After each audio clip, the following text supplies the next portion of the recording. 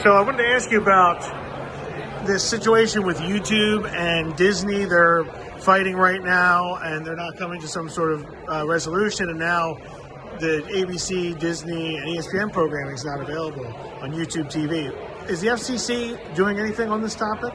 Well, there's a lot of frustration for consumers across the country, and nobody likes a blackout. When it comes to the negotiation between Disney and YouTube TV, this isn't one that directly falls within FCC jurisdiction per se, principally because we regulate traditional cable companies like Comcast Cable. We don't have the same authority when it comes to YouTube TV, but Americans are suffering. They're not seeing the programming content that they want. And when you hear Elizabeth Warren, for example, saying Trump should be able to do something about this, she's been posting about it on social media. What's your response to that the president could intervene in some way in this?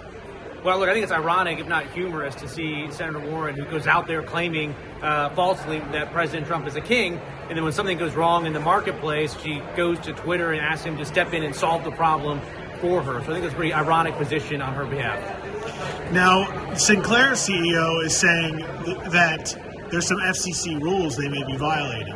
YouTube or Google specifically, and YouTube. Are you aware of any rules they may be violating with this dispute going on between Disney and them? Well, as a general matter, when you have traditional cable companies like Comcast that get in this type of dispute, there's a pretty clear regulatory hook for the FCC to step in. But when you have these new generation of online streaming service, what we call virtual cable companies, the FCC's authority is less clear in that space than it is here. So there has been some calls for Congress to step in. After all, people are cutting the cord when it comes to traditional cable like Comcast and increasingly going to YouTube TV. And so we have non-discrimination rules that we want to apply to Comcast. I think it makes sense for businesses like Sinclair and for American consumers to ask, should Congress step in and apply some sort of non-discrimination guardrails in the context of YouTube TV as well?